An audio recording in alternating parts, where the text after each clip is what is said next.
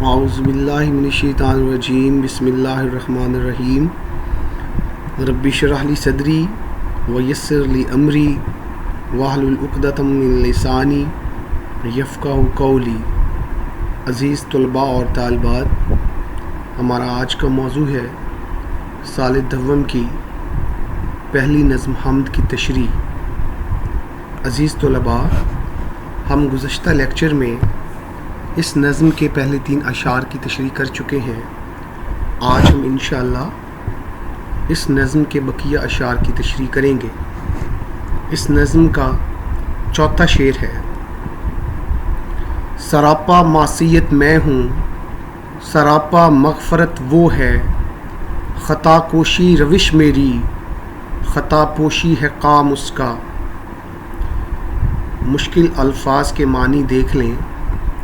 سراپا سر سے لے کر پاؤں تک، مکمل کا مکمل، معصیت گناہ، مغفرت بخشش، معافی، خطا کوشی غلطی کرنا، روش طریقہ، خطا پوشی غلطی چھپانا۔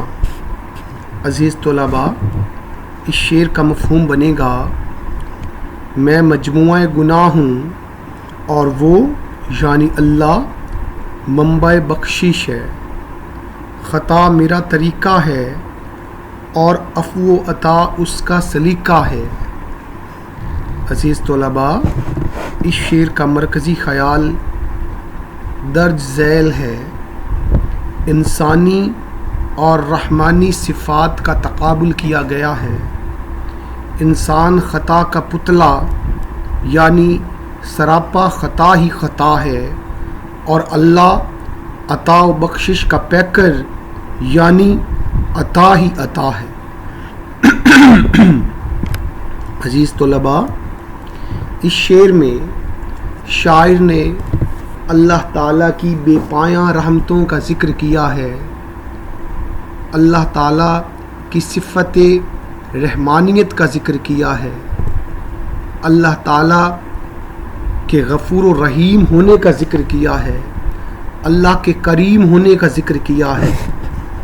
عزیز طلباء، شاعر نے ایک طرف انسانی صفات کا تذکرہ کیا ہے، انسان خطا کا پتلا ہے، انسان آدم کی اولاد ہے، حضرت آدم علیہ السلام نے بھی غلطی کی اور جنت سے نکالے گئے، تو انسان بھی حضرت آدم علیہ السلام کی اسی روش پر چل رہا ہے۔ انسان غلطی پہ غلطی کرتا ہے، لیکن اللہ تعالیٰ کا جود و کرم اور اللہ تعالیٰ کی رحمانیت ہے کہ اللہ انسان کی غلطیوں کی پردہ پوشی فرما دیتا ہے۔ اللہ انسان کی غلطیوں کی پکڑ نہیں کرتا، اللہ انسان پر اپنا رحم فرماتا ہے، اللہ انسان پر اپنا کرم فرماتا ہے، اللہ انسان کے لیے رحیم و غفور ہے۔ قرآن مجید میں ارشاد ربانی ہے: واللہ غفور الرحیم، اور اللہ بڑا معاف کرنے والا، رحم کرنے والا ہے۔ عزیز طلباء، سورہ اعراف میں آیت نمبر 156 کا ترجمہ ہے: اور میری رحمت تمام چیزوں سے وسیع ہے۔ حدیث نبوی صلی اللہ علیہ وآلہ وسلم ہے: جب اللہ نے مخلوق کو پیدا فرمایا تو عرش پر لکھ دیا کہ میری رحمت میرے غضب پہ بھاری ہے۔ عزیز طلباء، کسی شاعر نے کیا خوب کہا ہے: بندہ تو گناہ گار ہے، رحمان ہے مولا، بندے پہ کرم کرنا تیری شان ہے مولا۔ عزیز طلباء، اس شعر میں شاعر نے اللہ تعالیٰ کی رحمانیت اور اللہ تعالیٰ کے انسان کے ساتھ محبت کا ذکر کیا ہے۔ عزیز طلباء، انسان غلطیوں اور گناہوں اور लग़ज़िशों का पैकर है। इंसान सर से लेकर पाँव तक मंबा गुनाह व ख़ता है, लेकिन अल्लाह ताला उसकी ख़ताओं की पर्दापोशी फरमाता है और उसके गुनाहों के बावजूद उस पर अपनी रहमत और अपनी मग़फ़रत और अपनी बख्शिश के दरवाज़े खोल देता है। शायर अल्लाह की हम्द व सना बयां करते हुए अल्लाह की रहमानी सिफ़ात का ज़िक्र कर रहा है। इस शेर के मुतबादिल अशार देखते हैं। हमने तो जहन्नुम की बहुत की तदबीर, लेकिन तेरी रहमत ने गवारा न किया। अफ़्व ख़ता में ज़िद हो गई थी, वो भी नहारे मैं भी नहारा। ना कहीं जहाँ में अमा मिली, जो अमा मिली तो कहाँ मिली। मेरे जुर्म खाना ख़राब को तेरे अफ़्व बंदा नवाज में। जे मैं वेखा अमला वल्ले, कुछ नहीं मेरे पल्ले। जे मैं वेखा तेरी रहमत वल्ले, बल्ले बल्ले बल्ले। अज़ीज़ तलबा, अब हम इस नज़्म के 5वें शेर की तरफ आते हैं। मेरी उफ्तादगी भी मेरे हक़ में उसकी रहमत थी, कि गिरते गिरते भी मैंने लिया दामन है थाम उसका। अज़ीज़ तलबा, उफ्तादगी का लफ्ज़ी मतलब नीचे गिरना,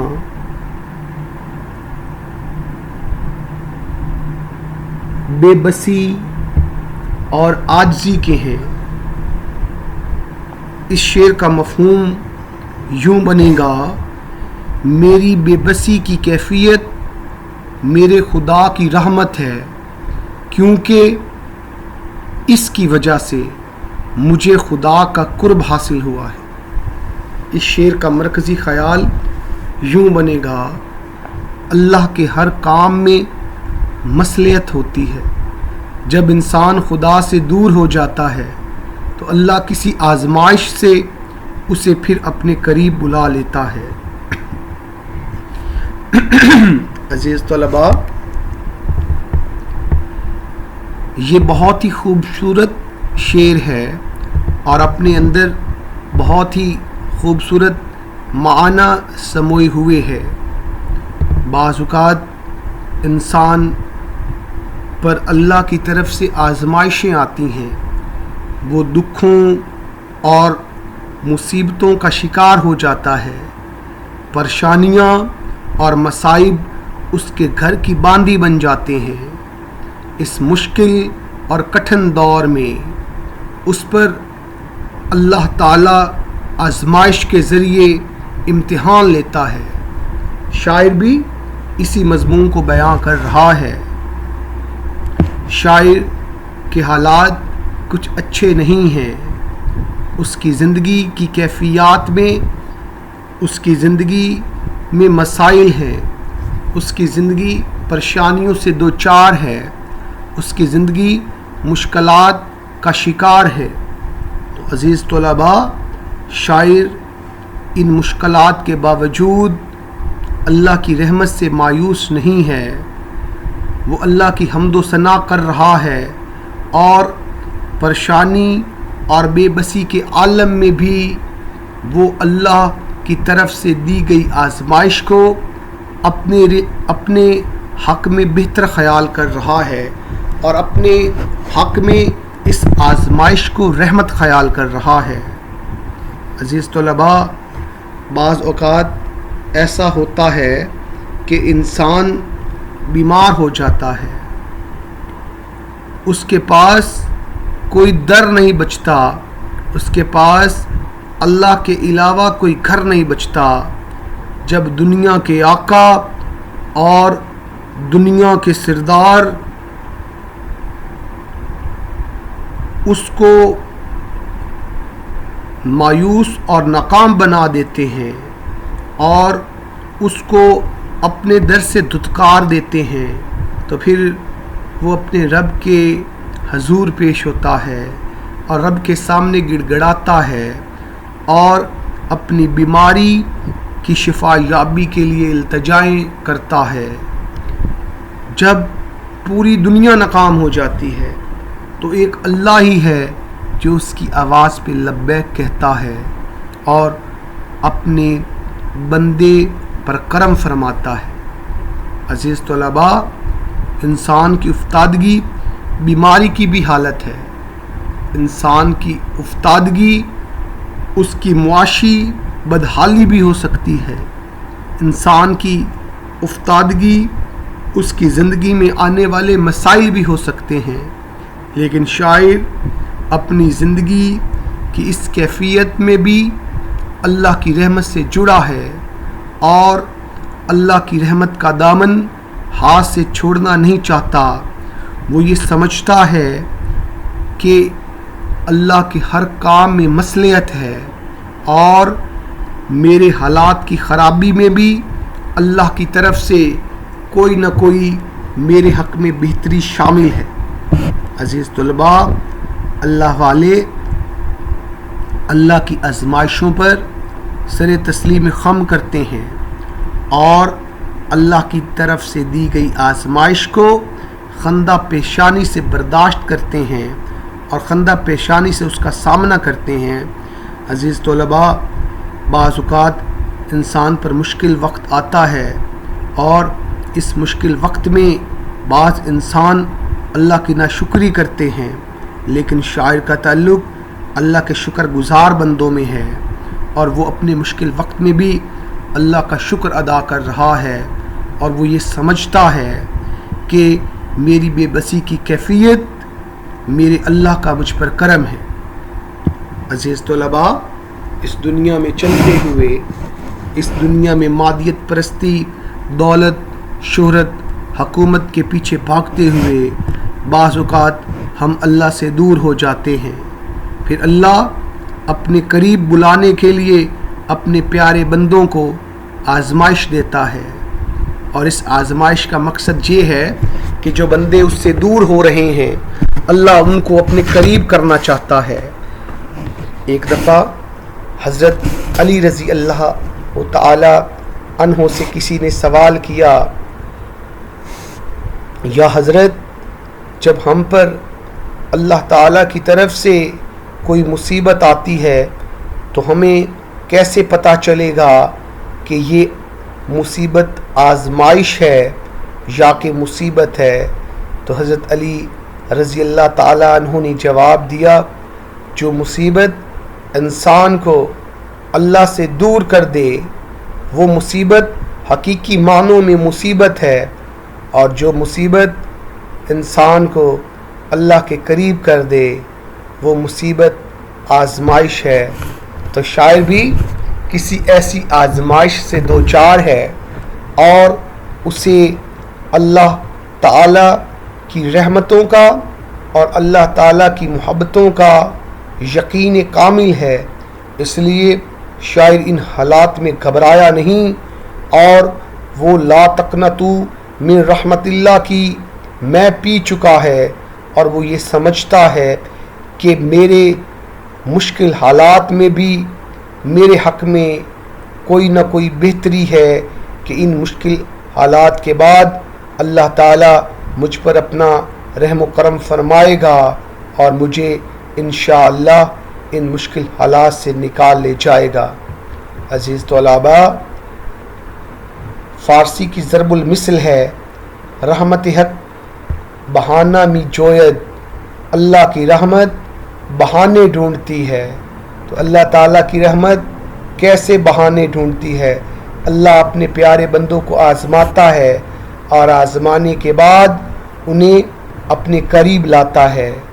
عزیز طلباء، اس شعر کے متبادل اشعار، بہت خوش ہوں خدا یاد آ رہا ہے اس مصیبت میں، میری کشتی کو اے طوفاں یوں ہی زیر و زبر رکھنا، ہر حال میں رہا جو تیرا آسرا مجھے، مایوس کر سکا نہ ہجوم بلا مجھے، میرے گناہوں سے ہے اس کی مغفرت کی نمود، گناہ اگر نہ کروں تو گنہگار ہوں میں۔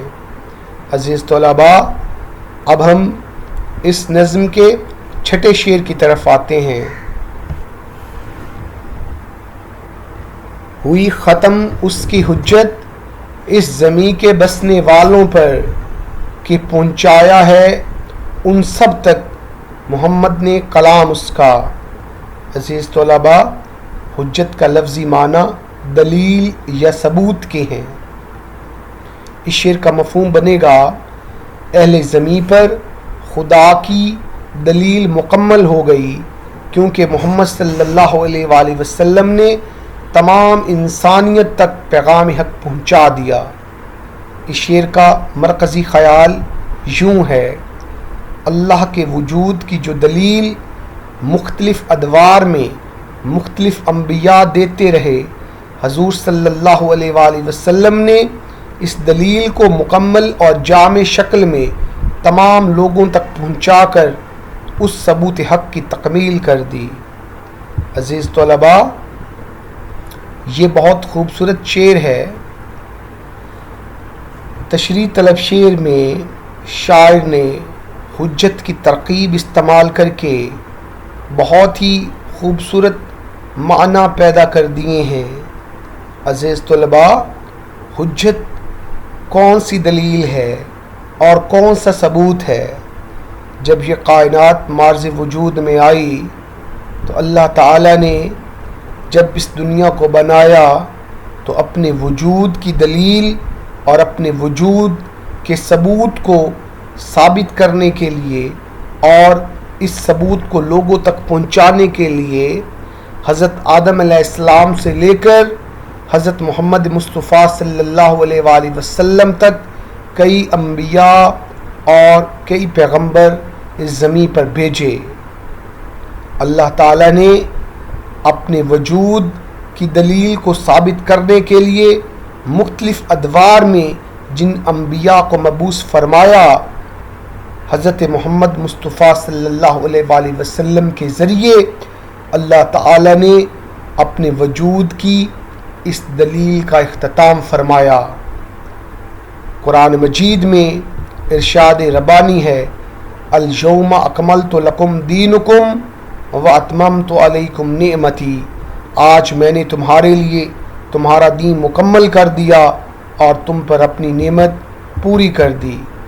عزیز طلباء، اس شعر میں ایک نقطہ یہ بھی ہو سکتا ہے کہ اللہ کے وجود کی دلیل کو لے کر حضرت آدم علیہ السلام سے لے کر حضرت محمد مصطفیٰ صلی اللہ علیہ وآلہ وسلم تک کئی انبیاء آئے، اور یہ دلیل حضور پاک صلی اللہ علیہ وسلم کی صورت میں ہمیشہ ہمیشہ کے لیے اختتام پذیر ہو گئی، اور حضور پاک صلی اللہ علیہ وسلم نے اللہ کے اس پیغام کو مکمل صورت میں بیان کر دیا۔ حضور پاک صلی اللہ علیہ وسلم کا فرمان عالی شان ہے کہ میں خاتم النبیین ہوں اور میرے بعد کوئی نبی نہیں۔ یہ اس دلیل کی آخری مہر ہے جو حضور پاک صلی اللہ علیہ وسلم کے فرمان میں چھپی ہے۔ تو عزیز طلباء، اب ہم اس شعر کے متبادل اشعار کی طرف آتے ہیں۔ نہ خرد کی روشنی تھی نہ جنوں کی آگہی تھی، تیری رہبری سے پہلے یہ جہاں جہاں نہیں تھا، ہدایت کے لیے دعا کی خاتم المرسلین آئے، کتاب رشد لے کر رحمت للعالمین آئے۔ عزیز طلباء، اب ہم اس نظم کے آخری شعر کی طرف آتے ہیں۔ بجھاتے ہی رہے پھونکوں سے کافر اس کو رہ رہ کر، مگر نور اپنی ساعت پر رہا ہو کر تمام اس کا۔ ساعت کا لفظی مطلب گھڑی، لحظہ، لمحہ یا پل کے ہیں۔ عزیز طلباء، اس شعر کا مفہوم بنے گا، کافروں نے شمع اسلام کو بجھانے کی ہر ممکن کوشش کی، لیکن اسلام کے نور نے مقررہ وقت پر تمام عالم کو منور کر دیا۔ اس شعر کا مرکزی خیال یوں ہے، حق اور باطل روز اول سے برسر پیکار ہیں، حق اور باطل کی جنگ میں فتح ہمیشہ حق کی ہوتی ہے۔ عزیز طلباء، اس شعر کو سمجھنے کے لیے ہم قرآن مجید کی اس آیت مبارکہ کی طرف جائیں گے۔ قرآن مجید کی آیت مبارکہ میں سورہ توبہ میں اللہ تعالیٰ کا فرمان ہے، جس کا ترجمہ ہے، کافر چاہتے ہیں کہ اللہ کے نور کو اپنے منہ سے بجھا دیں، لیکن اللہ اپنا نور پورا کیے بغیر نہ رہے گا، خواہ کافر برا مانتے رہیں۔ عزیز طلباء اور طالبات، جب حضور پاک صلی اللہ علیہ وسلم نے اسلام کا پیغام عام کرنے کی کوشش کی تو کافروں نے حضور صلی اللہ علیہ وآلہ وسلم کو مختلف ہیلے بہانوں سے اس پیغام سے دور رکھنے کی کوشش کی۔ کافروں نے حضور پاک صلی اللہ علیہ وسلم اور شمع اسلام کو بجھانے کی اپنی طرف سے جو ناکام کوششیں کیں، ان کی کچھ مثالیں یوں ہیں۔ شیب ابی طالب میں محصوری سفر طائف کے دوران آپ صلی اللہ علیہ وآلہ وسلم پر سنگ زنی، نعوذ باللہ آپ صلی اللہ علیہ وسلم کو قتل کرنے کی سازش تیار کر کے ہجرت کرنے پر مجبوری، مدینے پر بار بار لشکر کشی، نور خدا کو بجھانے کی کوششیں تھیں، لیکن اللہ کی رحمت اور اللہ کے کرم سے اللہ تعالیٰ نے اسلام کی شمع کو سربلند کیا، فیروزاں کیا، اور پورے عالم میں اسلام کا بولا فرمایا، اور چار دانگے عالم میں اسلام کے اجالوں کو پھیلایا۔ عزیز طلباء، اس شعر میں شاعر نے اسلام کو شمع سے تشبیہ دی ہے، اور کافروں نے اسلام کی شمع کو بجھانے کی کوشش کی، لیکن اسلام حق کی صورت میں پوری دنیا میں پھیل گیا۔ جب سے یہ کائنات بنی ہے، حق اور باطل کی جنگ جاری ہے۔ قرآن مجید میں ارشاد ربانی ہے، قل جاء الحق وزهق الباطل ان الباطل کان زہوقا، اور کہہ دیجئے کہ حق آ گیا اور باطل مٹ گیا، بے شک باطل مٹنے کے لیے ہی ہے۔ تو حضور پاک صلی اللہ علیہ وسلم نے شمع اسلام کو پوری دنیا میں پھیلایا۔ شمع اسلام دراصل قرآن اور اللہ کا پیغام ہے۔ شمع اسلام دراصل حق کی حقانیت ہے، اللہ کی حقانیت ہے۔ تو کافر باوجود کوشش اللہ کے اس پیغام کو پھیلنے اور پھلنے پھولنے سے نہ روک سکے، اور اللہ تعالیٰ نے اپنے رحم و کرم سے اسلام کی شمع کو چار دانگ عالم میں پھیلا دیا، اور اسلام کے اجالوں سے اس پوری دنیا کو منور کر دیا۔ عزیز طلباء، اس شعر کے متبادل اشعار ہیں، نور خدا ہے کفر کی حرکت پہ خندہ زن، پھونکوں سے یہ چراغ بجھایا نہ جائے گا، فانوس بن کے جس کی حفاظت خود ہوا کرے، وہ شمع کیا بجھے جسے روشن خدا کرے۔ اسلام کا پرچم جھکا ہے نہ جھکے گا، پھونکوں سے یہ چراغ بجھا ہے نہ بجھے گا۔ عزیز طلباء، ہمارا آج کا لیکچر اختتام پذیر ہوا۔